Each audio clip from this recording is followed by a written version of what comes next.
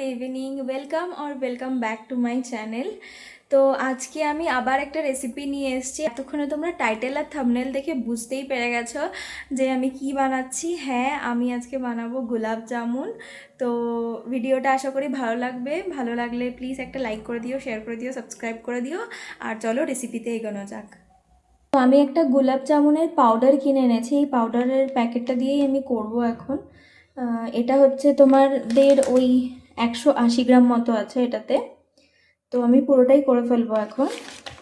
তো এমটিআরের গোলাপ জামুন, এটা ভালো, এটা আমি এর আগেও ট্রাই করেছি বাড়িতে। তো এটা ভালোই লেগেছে আমার, তো তার জন্য আমি কিনে এনেছি। আর যেহেতু হায়দ্রাবাদে থাকি, তো এখানে মিষ্টির দাম প্রচুর, তো সেরকম খুব একটা খাওয়া হয়ে ওঠে না। তাই যখনই ইচ্ছে হয় এইটা কিনে আনি, এটা কিনে এনেই বানিয়ে তারপর খাই। সবার ফার্স্টে আমি চিনির একটা রস তৈরি করব। তো তার জন্য আমি একটা বাটি নিয়ে নিয়েছি, আর এতে আমি চিনি দেব পরিমাণ মতো। যারা যেমন মিষ্টি খাও সেই অনুযায়ী চিনি দেবে। এখানে পরিমাণটা আমি এই জন্যই মেনশন করছি না, যারা যেমন খায় সেরকম মিষ্টি দেবে। তো আমি এখানে মোটামুটি 5 থেকে 6 চামচ মতো দিলাম এই চামচে।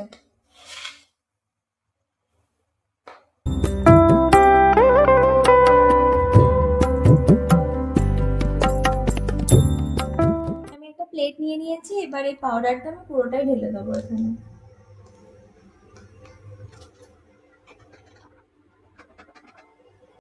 এটার মধ্যে না, এই পাউডারটার মধ্যে সমস্ত ইনগ্রেডিয়েন্টস দেওয়া থাকে, তো এক্সট্রা করে কিছু আর এটাতে মেশাতে হয় না। শুধু এটা মাখার জন্য এই যে আমি দুধ নিয়েছি, এই দুধটা দিয়ে আমি মাখবো এটা।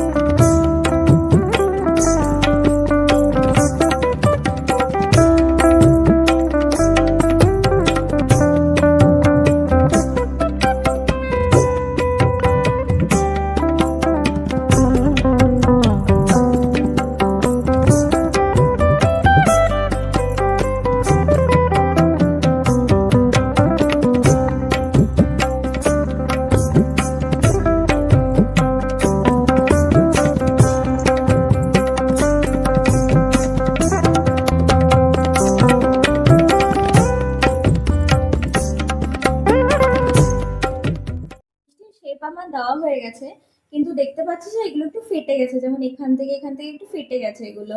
তো এটা একটু পরে ঠিক হয়ে যাবে। আমি এটা এরকম রেখে দেবো 5 থেকে 10 মিনিট এরকম রেখে দেবো। তারপর আরেকবার রাউন্ড শেপ দেবো এগুলোকে, তো তখন এগুলো পুরো প্রপার শেপ চলে আসবে এগুলোর। তো তখন আর এই ফাটাটাও থাকবে না। আর এই দিকে আমার মিষ্টির রসটাও প্রায় হয়ে এসেছে। তো এটা আমি নামিয়ে দেবো। তোমরা চাইলে একটা কি দুটো এলাচ এর মধ্যে অ্যাড করতে পারো, তবে আমি এখানে করিনি। আমার এলাচের গন্ধটা খুব একটা ভালো লাগে না, মিষ্টির রসের মধ্যে খুব একটা ভালো লাগে না, তো তাই আমি এখানে এলাচ অ্যাড করিনি। তো তোমরা চাইলে করতে পারো। তো এখানে আমি এবার একটা শুকনো বাটি বসিয়ে দিয়েছি, আর এটার মধ্যে আমি কিছুটা তেল দিয়ে দেবো ভাজার জন্য মিষ্টিগুলো। তো দেখো আমি মোটামুটি আরেকবার রাউন্ড শেপ দিয়ে দিয়েছি। তো দেখো আগের তুলনায় ওই ফাটার পরিমাণটা কম আছে। তো এটাকে আরো মোটামুটি 1 থেকে 2 বার আমি রাউন্ড শেপ দেবো, যাতে ফাটার পরিমাণটা আরো কমে যায়।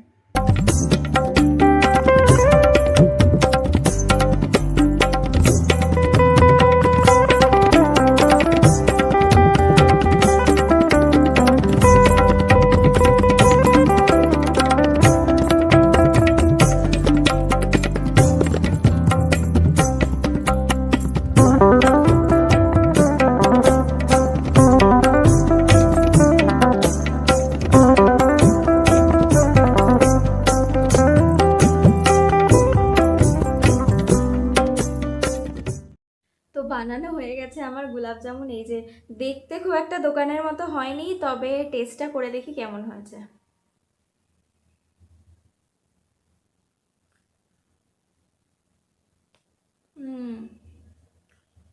দেখতে দোকানের মতো না হলেও টেস্টটা কিন্তু দোকানের মতোই হয়েছে। তোমরাও বাড়িতে ট্রাই করো আর আমাকে কমেন্ট করে জানিও কেমন হয়েছে। তো ভিডিওটা আজকে এখানেই শেষ করছি। রেসিপিটা কেমন লাগলো তোমরা আমাকে কমেন্ট করে জানিও, আর ভিডিওটা যদি ভালো লেগে থাকে please do like, comment, share and subscribe my channel. দেখা হচ্ছে নেক্সট ব্লগে। বাই।